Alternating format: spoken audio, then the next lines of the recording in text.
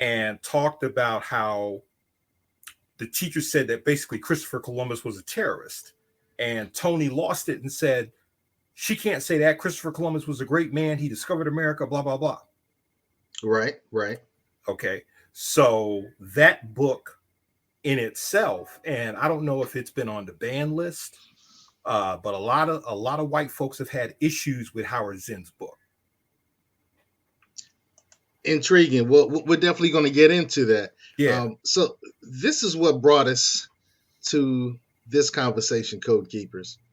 I was reading the Black Wall Street Times, and it's an online publication. Comes out of, I don't know, I can't remember where it comes out of, someplace down south. And this article, teacher resigns after district employee removes Black heroes on wall. I thought that was intriguing. And so I wanted to find out who was the teacher that resigned.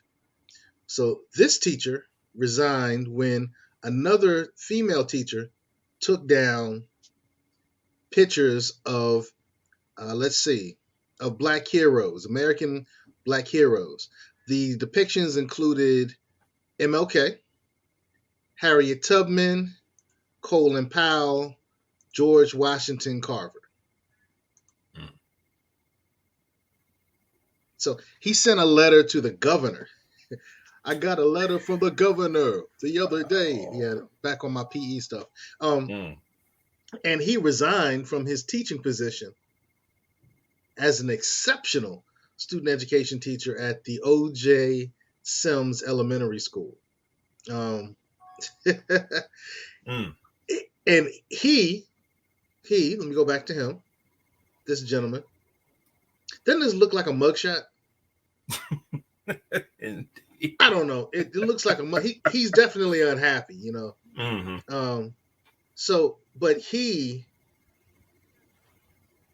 chose the theme because the majority of the students and the residents in that neighborhood that surround that school are Black. And as an ally, he wanted to motivate his students with inspirational leaders that they could easily look up to and see themselves. I thought that was kind of interesting. But the interesting thing is, this bottom piece, the GOP's CRT continues its assault on education. And that brings us to tonight's conversation. In a similar article on that same website, I found that there was an article that all the code keepers need to check into. I had to share it with Minister Zumbi. That's going to be the topic of tonight's topic. That's going to be the topic of tonight's discussion. All right. So, look, code keepers, we need to take a real sharp look at what's happening with the educational system. We really need to take a sharp look at what happens to the educational system. And that's why we're talking about getting on code. So let's get on code. All right. Welcome to Get on Code, the Fly Guy Show, which is a series of melanated conversations focused on empowerment, health, wealth, and knowledge of self. People think in binary choices because they are conditioned to. And on the wall was a picture of a wolf and a lion. I think the wolf was the Democratic Party, the lion was the Republicans. But the drug trade and all these illegal stuff that people do, that's still economics. It's just that they couldn't do it in the traditional system. We're talking about melanated wealth. So we can build wealth, but we just, for some reason, don't seem to be able to transfer it. You had a great experience. Fine. That means nothing. What were you told as a child about education? You had to be how many times better? Every impression without an expression becomes depression. All right, so we're back to another great episode of Get on Code. And tonight, white lies to protect. I'm having a hard time talking. White lies to protect white children. Oklahoma's public school, Ryan Walters. And let me show you Ryan Walters, all right? This is Ryan Walters. Now, who is Ryan Walters? Let's find out. All right. So, well, let me start with this, and then I can't wait to get your feedback on it. So, this video and I think it was him teaching to his AP history class, right? When he was a teacher. On the film, the former appointed Oklahoma Secretary of Education,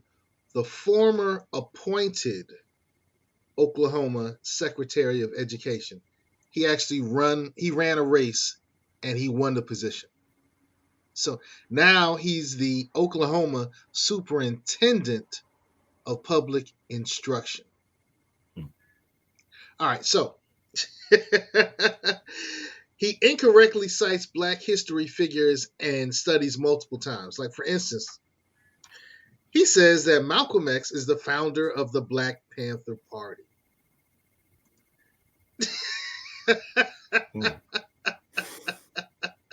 All right, let's see what else he's, because he says some really crazy stuff, right? He says some other crazy stuff, and to be honest with you, I think I see where this is going. This is going kind of Florida.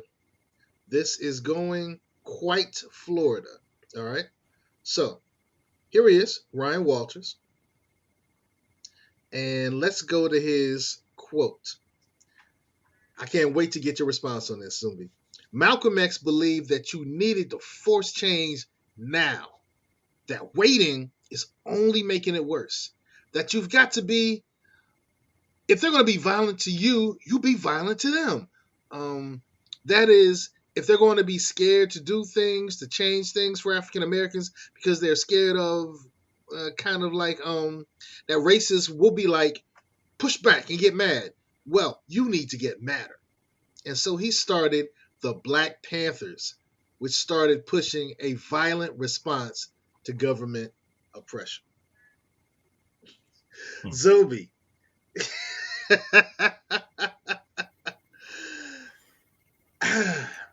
What are your thoughts on this, good brother? Well, in Malcolm's own words, he always said only a fool would allow his enemy to educate his children. Okay, so we should not be surprised by this. Also, you know, I had a chance to read an article earlier this evening, and what I've come across as a thing is I kind of look at it as what I call the fear of a black planet syndrome. Okay. And we were talking about this in the green room, where if people knew the true history of America, how America was really built, okay, there will be people who will be looking for some form of retribution. I'll give you a case in point. The late Howard Zinn wrote a book called A People's History of the United States of America. Mm-hmm. Okay. And in that book, he basically didn't go along with the script of Christopher Columbus discovering America. He basically labeled him as a gangster, a guerrilla pimp, and a terrorist. A gangster, a guerrilla pimp, and a terrorist. Yes. As if being a gangster wasn't hard enough. Okay. All right. Okay. And for those of you who may be fans of the HBO series of Sopranos, there's an episode where Tony's son comes home and talks about what he learned in school. And he actually introduced the book to Tony Soprano, People's History of the United States of America. And he said to Tony, this is what we learned in class, that Christopher Columbus was not this great individual, that he was basically, and I'm just using the phrase of a gangster, a guerrilla pimp, and a terrorist. Tony Soprano, being Italian, lost it. He says, they can't say that. Christopher Columbus was a great man. He discovered America. So giving you the typical party line of who Christopher Columbus was. But in that clip, what you learn is this.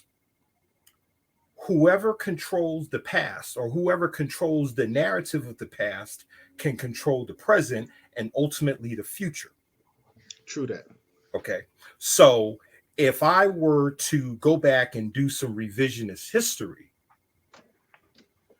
and let's say we whitewash certain individuals in history, okay, Now you can begin to tell a narrative that is favorable to you. It's the old African proverb, okay? Until lions have historians, the hunter will always be the hero. Because when you look at history, who always tells the story? It's the conqueror, not the conquered. We never get to hear the side of the conquered. Now that's intriguing. That's intriguing. Good brother Emmanuel Briggs says, this is what happens when your enemies educate your children, which harkens back to something that you just said, Minister Zumbi. Now, I want to bring out a little more of what Ryan Walters said. So let me back up just a little bit for those co-keepers who are just popping on.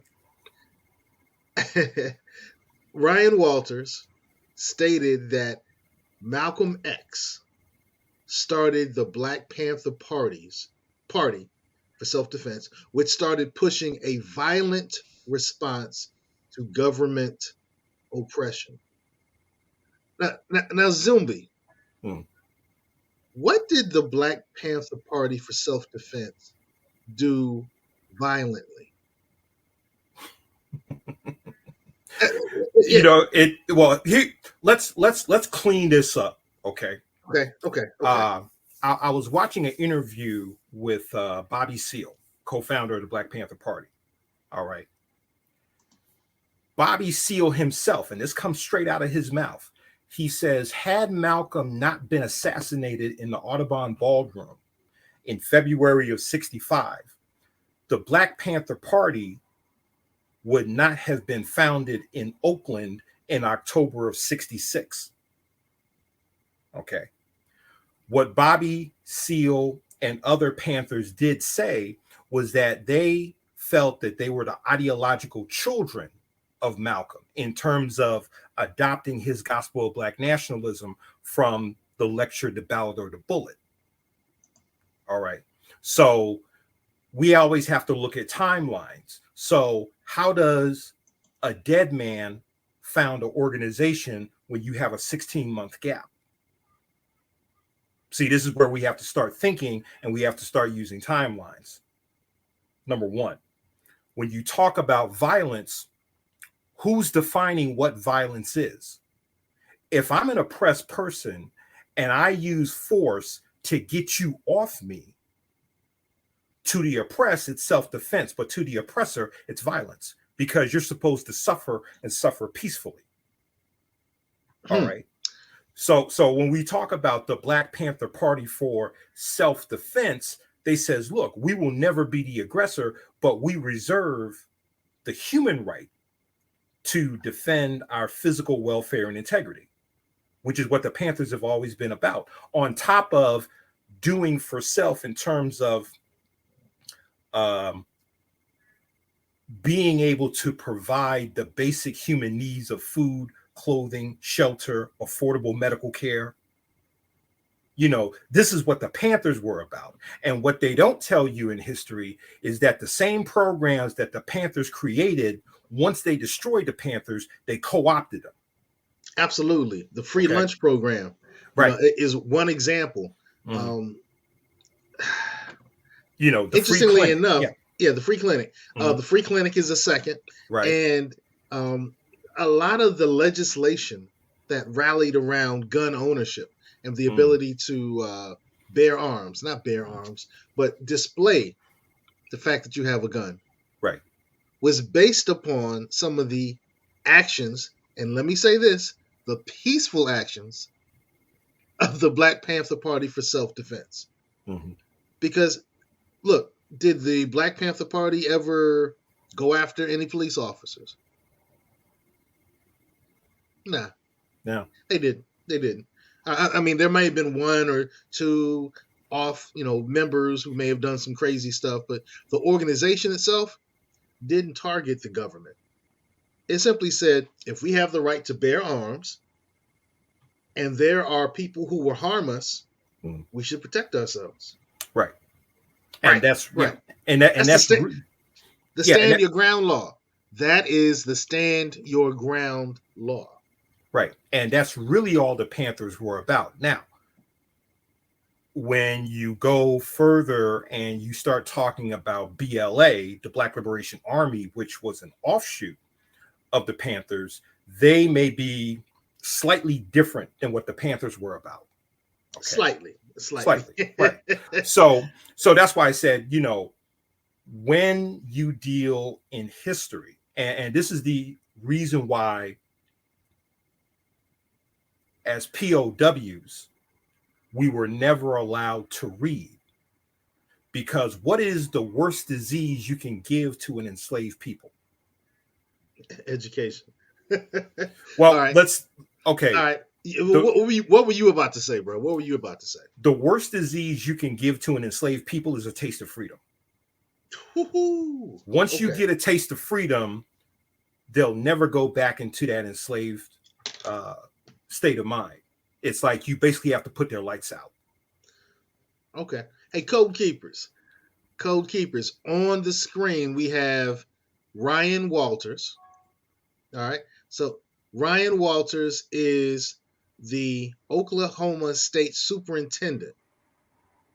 All right. Yes, he's the Oklahoma State Superintendent. Mm-hmm. All right. During a vote on the accreditation status for Tulsa public schools. All right, that's what I was getting at. All right, and I lost this earlier. So this is in Tulsa, Oklahoma. Mm. This is the area of the most notable Black Wall Street. Now, there were Black Wall Streets all through our nation. Mm. But the most notable, when we think of Black Wall Street, we're thinking about the one in Tulsa, Oklahoma. Right. So this is ground zero in terms of the culture war, right? Right. Let me show you something else. He talked about the doll test, and we know about the doll test, right? So the doll test that Kenneth and Mamie Clark did, they put together a test where they had, melanated children play with dolls, and then they would ask them questions. This doll is white. This doll is black, right? Mm. Which one is the prettier doll? Mm. Which one is the nicer doll? Mm. Which one is the more respectable doll? Which one is the smarter doll? Right. And during that particular administration of the doll test, most of our children were picking the white doll as the favorite doll. Everything favorite, right. Smarter, prettier, more intelligent, more respectful. Right. All right. So he says what the psychologist said was because we segregated them for so long and we put all the black students in the bad school and the white students in the good school, these young black kids are going, well, I guess white's better. Ryan Walters explains to his students.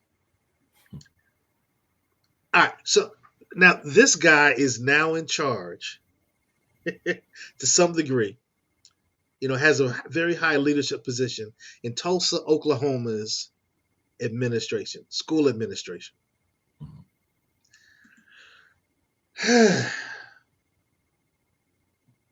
All right, so it looks like he did an enslavement tweet. It looks like there's a whole lot of craziness that he's involved in. But the point that I want to bring out, and this is the point I really can't wait to get your thoughts on, Minister Zumbi. So let me go back to Ryan. All right, we're putting the heat on Ryan. Why is he going out of his way as a teacher? This was before his current position to teach this. Well, I have a theory, and this is my theory. Now, count these words. We must secure the existence of our people and is a word, a future for white children. How many words was that? There were 14 words. And so this concept of the 14 words is a slogan that David Lane created. It has ties to Hitler. It's actually David Lane, if I remember correctly. He was summarizing something that Hitler said, So, and it's become the most popular white supremacist slogan in the world. So, whenever you see, the good old boys and girls and thems who have a 14 or they rock a 14, you can just Google and you're going to find images with people with tattoos that say 14 words, or it's just the number 14, or 14 and the shield, or 14 and the number 1 is actually a gun pointing up, like a rifle pointing up, and then the 4 of 14 is a pistol pointing down. So and sometimes you'll just see a rifle pointing up and a pistol pointing down. The 14 words. We must secure the existence of our people and a future for white children. That's what Ryan Walters is intentionally or accidentally doing. Now, I don't know him, so I'm going to say intentionally or accidentally, but that's what he's promoting and pushing. The 14 words. And the reason that the 14 words are important is because there's another concept that white supremacists hold very tightly to. And that concept is the Great Replacement. So we've talked about the Great Replacement before. This is another example of the Great Replacement. If we can replace, the Great Replacement theory is saying that Jews and melanated people are replacing true Americans, and we must do everything we can to prevent them from being empowered and to make them want to leave. That's the Great Replacement in a nutshell. I'm not going to go into it real deep, but the 14 letter and the Great Replacement is wrapped up in my position, and I might be wrong, in what I see happening here with Ryan Walters. Your thoughts? It goes back to what I talk about with the fear of a Black Planet syndrome. And I want to give you some context as to what I mean about this. The Pew Research Center has already said that what we know as the white race is already in a negative birth rate. In other words, for every one white person who dies, there are 6 who will never be born. That's number 1. Okay. Number 2, the Pew Research Center has already said that the fastest growing religion is Islam, which before the year 2050 will overtake Christianity as the most dominant religion on earth. And within Islam, you have the fastest growing demographic are Spanish speaking people. We're talking Puerto Rican, Cuban, Mexican, El Salvadorian, etc. Okay. On top of that, you also have a shift in power. Okay. When Gaddafi took over the African Union, people don't realize that Gaddafi had the economic power to put out the economic lights of Western colonialists. Oh, that's intriguing. Okay. Do tell. To the point where what he was trying to do was to talk to other leaders in the African Union, along with his brothers in OPEC, to get off the US dollar and to get on a currency that will be backed by gold. Okay, so now we've got dark-skinned faces controlling resources and gaining power to get their white colonialists off their back. Now think about that. Okay. So now we're mixing appropriately the fear of the Black Planet, as so eloquently stated by Public Enemy. Yeah. As a matter of fact, when I said I got a letter from the government the other day, I opened and read it and said they were suckers. That quote is from one of the opening songs of Fear of a Black Planet. Well, no, that was in Nation of Millions. That was in Nation of Millions? That was in Okay. Nation of Millions. So I've done too many Public Enemy mixtapes, so it's all mixed up in my head. So when we get into Fear of a Black Planet, that's where Welcome to the Terror Dome was introduced. Oh, okay. Good time in hip hop. Good time in hip hop. So hey, salute to hip hop. 50 years. So we're looking appropriately at Fear of a Black Planet, The Great Replacement, right, and the 14 Words. And this is what I believe. When we take those three things, right? When we take those three things, and you thought it was Black Planet too, it wasn't just me. Thank you, Emmanuel. Love you, bro. When you take those three things, that explains why there is such a push for CRT to be an issue, and for places like Florida where they're removing aspects of quote unquote Black history. And let me say this because it's on my mind right now. I matter of fact, I need to do full face on this one. Black history is not American history. Let me say it again. Black history is not American history. Now, African American history is a part of American history, truthfully, but Black history is global. So we should never reduce ourselves to our beloved country and the time period that our beloved country has been our beloved country, right? So Black history is in Cuba. Black history is in Mexico. You know, the second president of Mexico was a Black man. I can't think of his name right now. I just talked to my students about it. But if you Google the second president of Mexico, you'll find out his name. His father was an African. Okay. Are we talking about Emilio Zapata? No. Okay. No. I just want to make it's sure. Not Emilio Zapata. It's not Ganga. It's not Yanga or Ganga. But his last name was Guerra, or I can't think of his name right now. But the second president of Mexico. So you find Black history in the Philippines. You'll find Black history in Africa. You'll find Black history in Ireland. You know, so we're global, so we need to stop saying that. Back to my point. Now, I think Emmanuel was going to disagree with me. When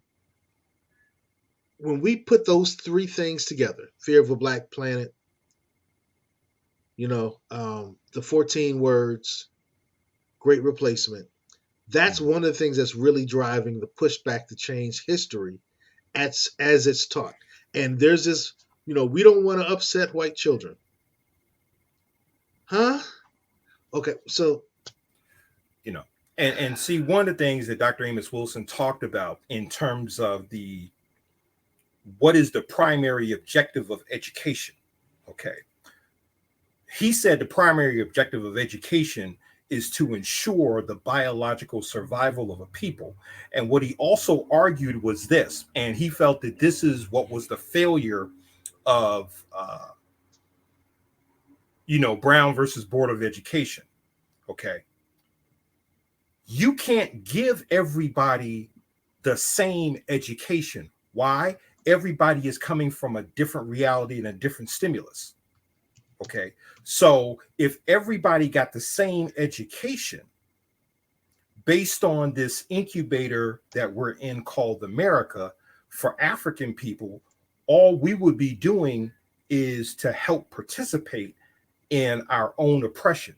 So this is why Dr. Wilson was always pushing for an African-centered education based on what our reality was and based on what our needs are.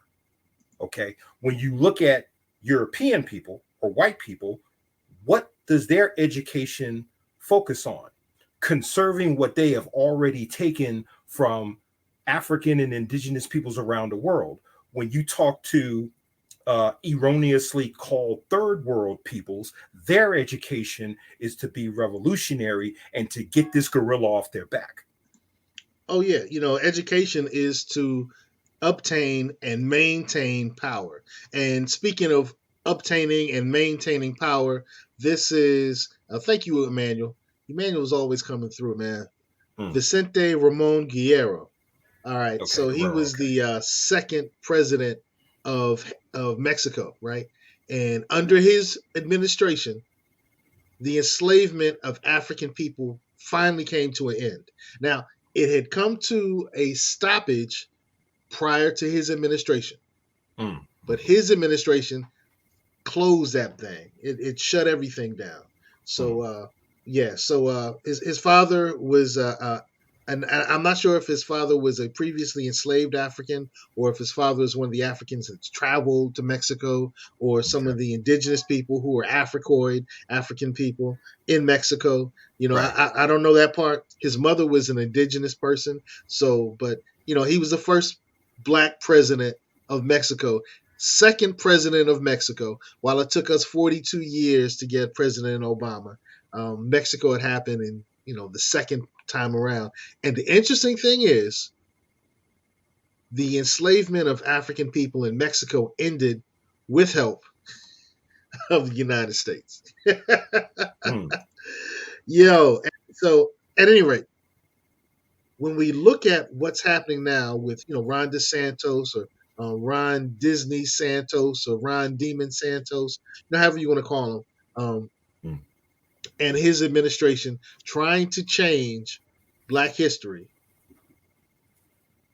there comes a time where we can analyze it. We can, you know, use the historical information and try to figure out why this happened. But we also need to come to some strategy. So why don't we round this conversation out with some strategizing, with some things that people can do in Tulsa, Oklahoma, and, you know, worldwide to address these types of things. Okay. So I have two ideas. I know you are a plethora of strategy. Okay. I've always said this. Everything begins in the home. And I think it was Hakeem Adabuti who talked about this in his book, Black Men Single, Obsolete, Dangerous. Convert your home into a miniature institution. In other words, how big is your library? And there was something Dennis Kimbrough said. He said that the size of your library, there's a direct correlation between the size of your library and the size of your television screen. So in other words, the larger your library, the smaller your screen would be, and vice versa. So how many books are on your shelf? How many children's books that deal with African history, African people is in your book? Is in your library? How many DVDs do you have? How many learning tools do you have? Okay. Your home should be a miniature institution in order to properly educate your children. Now, ideally, we want a situation to where we have more African-centered schools, whether it be the Marcus Garvey School in LA, the Lotus Academy that is in Philadelphia, and other African-centered schools, be they brick and mortar or even create them online. Okay? Online education is a $300 billion+ industry. All right. With the educators that we have, we should be able to master the technology to where we can create schools online as a starting point and be able to teach what is relevant to African children, whether it's economics, whether it's health and fitness, health and wellness, whether it's, multiplication. Okay, so let us use our innovation and let us use our creativity to create what it is that we need as a people. Okay, I'm not in the business of trying to force somebody to get right with God when its rise to power came through the devil. I'm not in that business. Okay. Zombie, missed you, bro. Missed you, bro. Okay. I'm not in that business, and Negroes need to get up out of that business. Okay. There's a point where, as Public Enemy says, get the F out of Dodge. Ooh, and that be was one ready. of my favorite songs too. Okay, and be ready to go into the desert to detox from being colonized by Egypt. All right. All right, yeah. So Emmanuel agrees with you. The teaching of our history must begin in our homes. Okay. Is that your total strategy, brother? That, like I said, that's a starting point. Okay. Okay, it's a starting point. From there, because I think we have to have the courage. It's kind of like this. And I was talking with an elder this morning. The question I always pose to us: what is our bottom line? Do we want liberation or better treatment on a plantation? And that's across the board, and that is in every component of human activity, as Dr. Francis Cresswell and Dr. Neely Fuller have laid out. So if we want to be a liberated people, there's freedom dues that we have to pay. And part of paying those freedom dues is creating the institutions necessary to educate the people in what is relevant to our reality so we can improve our condition on this planet. But everything has to have a starting point. Okay. Okay. Okay. Okay. I get that. Mm-hmm. All right. So let me come in with my position. All right. All right. And what I'm showing on the screen is something. Let me make it a little larger. What I'm showing on the screen is something that my community action team did last year. All right. So. Okay. I remember this. Yeah.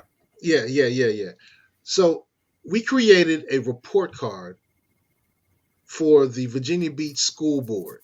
So we measured them in these areas: political knowledge, quality, communication, political ethics, community over city balance, political teamwork, leadership, legislation. And as you can see, we looked at Carolyn Rye, Kimberly Melnick, Sharon Felton, Dottie Holtz, Laura Hughes, Carolyn Weems, and we looked at them and said, hey, in this area of political ethics, of political knowledge, quality of work, legislation, leadership, you fell short. There was a possibility for them to have a total, in this case, of 40 points. So a score of 25 points would be considered satisfactory, as you can see here. A score of 25 points is a satisfactory score. Right. But look at the scores we have. 8s, 16, 11, 15, 14. So we're pretty much saying that none of y'all are doing the things that need to happen in our school. And so what I'm postulating is that we do the same thing in Tulsa. So if you're a resident of Tulsa and you're on code and you're for empowerment, these are the type of strategies, of course, like Emmanuel said, like Minister Zumbi said, the teaching of power and history must begin in our home. The purpose of education is to empower people and to obtain and maintain power. Obtain and maintain power. That's why millionaire and billionaire send their children to college, so they can maintain and obtain power. These are the types of things that we need to do. All right. So teach at home, but also we need to compel the seated elected officials to bend to our agenda. All right. They need to bend to our agenda because they work for us. And so I would say if I lived in Tulsa, Oklahoma, and this is my gift to Tulsa, Oklahoma. We're not asking Ryan Walters to step down. We're not going to ask Ryan Walters to vacate his position. We're going to meet with Ryan on a weekly basis and say, these are the things that are not happening under your administration that need to happen, and we're going to give you hell if you don't make these things happen. See, real political power happens like this. I want that change. It has nothing to do with voting. Voting is a part of it. All right, I'm not saying, but real political power, I don't like the way this policy is. Please change it. So we need to meet with Ryan once a week and point out all of his faults and how his faults and his mistakes have negatively impacted our children. Right? So we meet with him once a week for a year. By the end of that year, he's doing our bidding. So we need to take our enemies and turn them into our tools. We need to take our enemies and turn them into our tools. And by doing so, now we're more empowered to change the politics and legislation that impacts us. So if you live in Tulsa, get on code. Get on code. Force Ryan Walters and his administration to start doing some things that really benefit our children. And to start righting the wrongs. He needs to come out publicly and say, Malcom X did not start the Black Panther Party. I was wrong. My assessment of the Dahl test was actually factually incorrect. I was wrong. And have him coming out, find all his old videos, have him coming out, apologizing, have him do a nice apology tour, force the issue. And the good thing is that will stop Ryan Walters, and it will also stop the next Ryan Walters. And it'll eventually stop DeSantis. It will eventually stop Christopher Rufo. Now, most people don't know who Christopher Rufo is. Christopher Rufo is a Republican conservative strategist. I should probably say conservative Republican strategist, who came up with the idea that we're going to make CRT an issue. So when I see CRT or hear CRT, I think Christopher Rufo technique. And his technique was, we're going to find a term, we're going to recodify it, we're going to redefine it, we're going to recodify it, and then we're going to fight against the recodified version. So they've done that with CRT. They've done that with the word woke.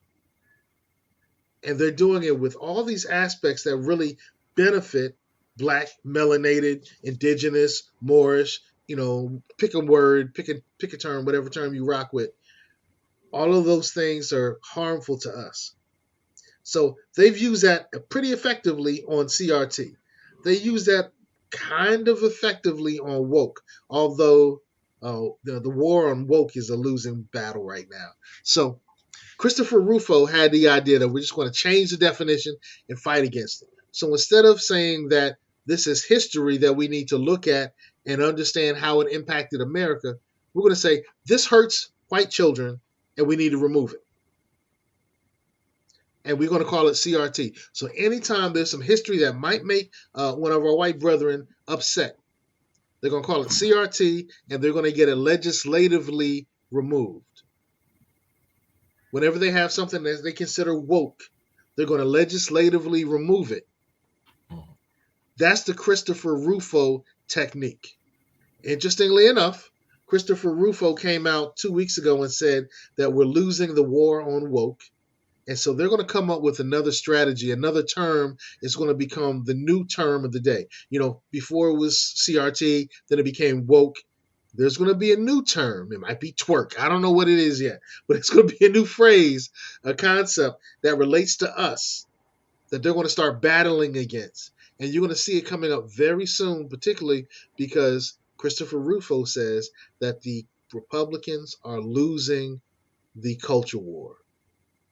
And you don't have to believe me. Look his name up, Christopher Rufo. But our move for empowerment is forcing those who've hurt us to publicly be shamed, to be publicly corrected, and to publicly make moves in a way that will benefit our children. That's what I say we do.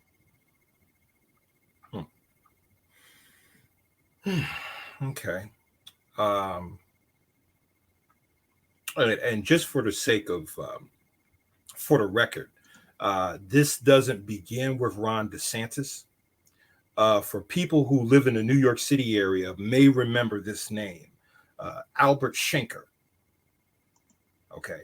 Ooh, you went back. Now, Albert Schenker, particularly for people, I want to say Brownsville, Brooklyn, there was a huge push to basically have Black studies injected into the New York City school system. Okay. When you talk about a nation of millions, what Albert Schenker did was he actually created a national organization called the United Federation of Teachers. In part because he made a declaration. He says we cannot have Black studies in the public school system because it will teach Black students how to hate white people. Okay? But you had to create a national organization to stop Black studies from coming into the school system. Okay? So this battle doesn't begin with Rufo or DeSantis or any of these New Jack right-wingers. Okay? And really, this isn't a left wing or a right wing thing. It's a white wing thing. Again, it goes back to the fear of a Black planet. When you can control the narrative, now you can control people's thinking. And when you can control people's thinking, you can control their language and ultimately their behavior. Okay, so this is like an intellectual battleground. And you and I are both old enough to remember the intellectual wars that were fought in the 90s. Okay, what's her name? Lefkowitz, Mary Lefkowitz. Okay, and what we had to do to her to put a muzzle on her because of what she was paid to do. In fact, I still have her book, Not Out of Africa, where you've got a bust of Socrates with a Malcom X hat on it. Okay. And how she basically had to be publicly humiliated, not only by Dr. Clark, but Arthur Bernal, who wrote I think it was a 2 or 3 volume book called Black Athena. Okay. So these wars have been ongoing. It's just that the landscape has changed, but the objective is still the same. You know, it's like that phrase, the grand chessboard. Okay. And the other thing that we also have to remember is notice the language. Okay. Amongst our people, we have never used the word Afrocentrism. It's always been Afrocentricity, as Dr. Malifi Asante taught us. It's white folks who were saying Afrocentrism. Okay. And Lefkowitz was the one who was going after Dr. Clark, Dr. Ben, Dr. Jeffries, and others who were a part of that African-centered cadre, accusing them of teaching what she calls a feel-good self-esteem rhetoric that had no basis of history whatsoever. Which is the same thing that is happening now with CRT. It's a feel-good move. We want our white children to feel good. Okay. Now, look, we want all children to feel good, right? So that's not a debate, but it's crazy. It's right, crazy. And the other thing you got to remember is this. I call it a New Jack McCarthyism. Notice how they've tried to package CRT as a Marxist ideology. Okay. You know, I'm not going to play the video, but I do want the code keepers. It is a great video. Dr. John Henrik Clark versus Mary Lefkowitz. Okay. This happened in the 80s, right? It was like mid 90s. Mid 90s. Yeah. Okay. Yeah, you're right. It was the mid 90s. Code keepers, if you haven't checked that out, Real Black One has that video. I'm not going to play it because YouTube is messing with us right now. Okay. It is what it is. Let's bring this baby to a close, man. Yeah. So, you've given the strategy that the teaching of our history must begin in our homes. Mm-hmm.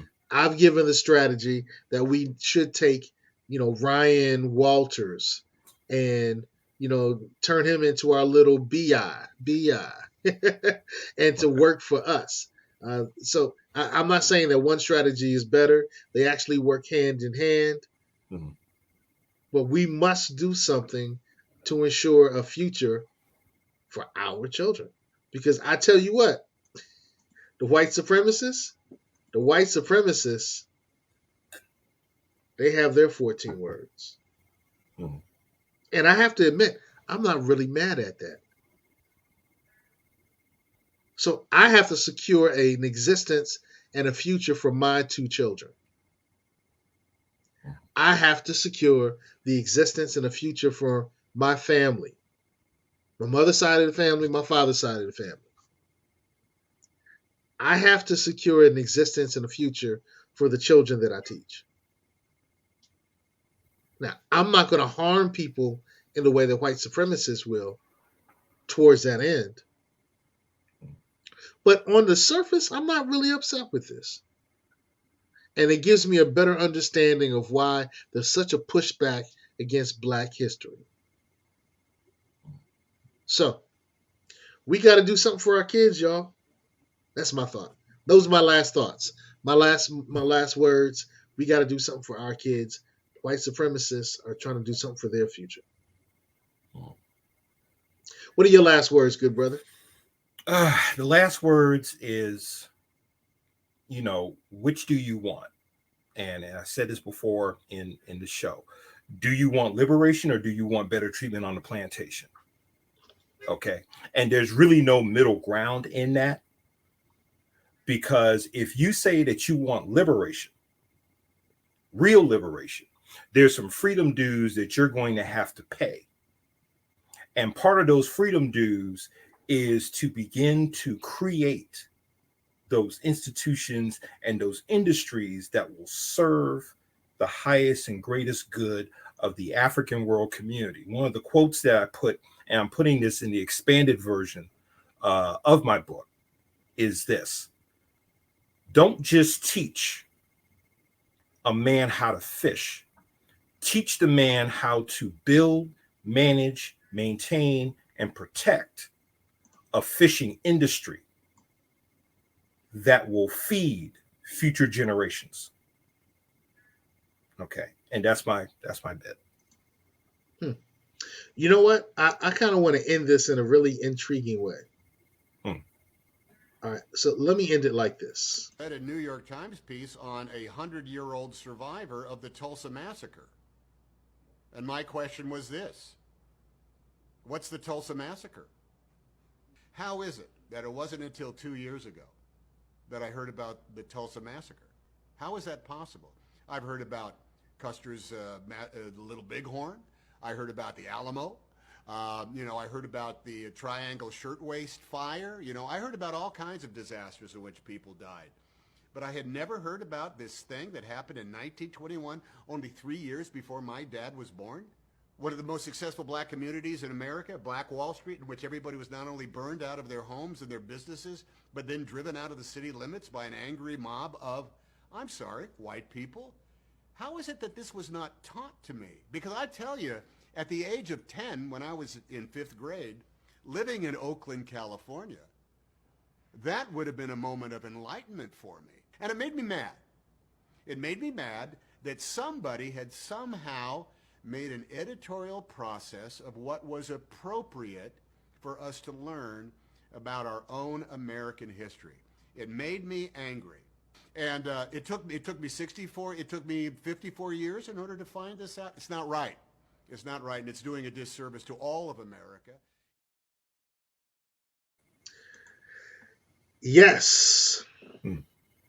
Yes. So the reason that I end with that is because of, and I smack myself on the hand for it as well, because of some of our silence about our information. Some of our, white brethren and sistren who actually could act as family were unable to act as family. And when I first got involved with conscious thought, if you didn't say the right words, we didn't have a conversation about Black consciousness. You know, if I brought up the name Malifi Asante or Dr. John Henry Clark or, you know, Conscious Rasta or Dr. Ben, and you said who, then, you know, there were certain conversations we didn't have. And we definitely didn't talk this talk around quote unquote white folk. You know, we didn't do that. You know, I was taught by my parents not to do that because it would prevent me from opportunities. You know, and that might be true. But it also prevented some of our white fams who would say, hey, this stuff is wrong and it needs to be fixed, from having the opportunity from saying, hey, this stuff is wrong and it needs to be fixed. Hey, Katrina, love you, Queen, love you. I find the only thing that causes change with them folks is the reduction of funding. Okay, I say that. Agreed. So I just wanted to end with that thought, that the more that we talk about this, the more we're opening up eyes, not just for us, but for everybody involved. And we need to do that because everybody involved is involved and impacted. And this is not no kumbaya stuff. I am not talking no kumbaya stuff. You know, Family, this is not the get along game where we're all gonna go. We not playing that kumbaya game where everybody gets a trophy. No. Yeah, this is not kumbaya. I'm saying that, like Tom Hanks, the actor Tom Hanks just stated, if he would have known, he may have done something different. So we got to keep talking so people do something different. Oh, I said that was my last thought, and then you talked, give your last thought, then I come back. So, all right. Any last thoughts from you, bro, as we close this out? You know, and I want to add this to the record. If anybody wants to go into a further study, there's a book I recommend called The Negro in Our History, which was co-written by Carter G. Woodson and Dr. Charles Wesley. What you'll find in that book is the foundations that played a role in shaping the curriculum, not only of the HBCUs, but the Black high schools throughout the South, the middle schools, and the elementary schools. Okay.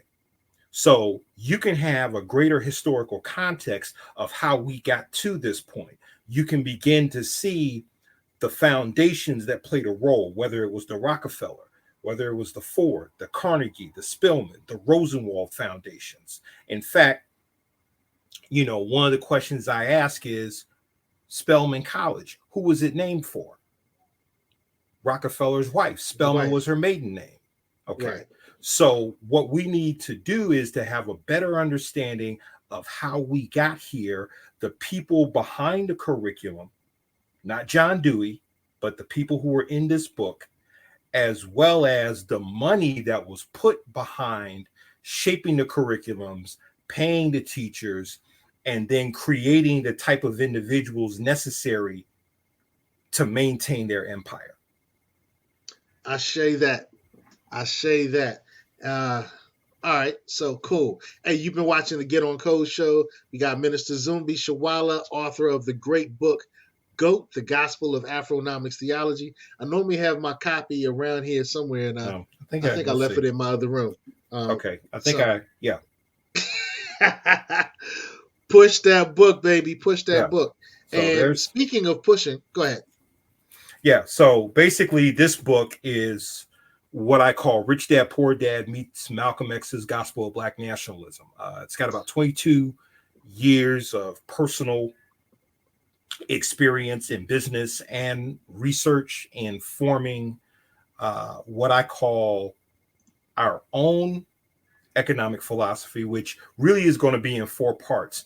This book is really the first phase, because before we start getting into skill sets in business and in economics, there needs to be a philosophy. And it was something that Malcolm said in Ballad of the Bullet. Before we have a self-help program, we need a self-help philosophy. So we need to have an African-centered economic philosophy, or what we would call a Black economic liberation theology first. Because by doing that, now it gives you a reason to use those skill sets for the benefit of your people. If I give you resources where you have no cultural and spiritual foundation, you, like Thomas Sankara taught, could be a potential enemy of the state. Wow. So get on code, share the code, teach the code, become the code. Our code is empowerment. And once we finish with Ryan Walters, after we have him do our bidding, right? What do we do with him?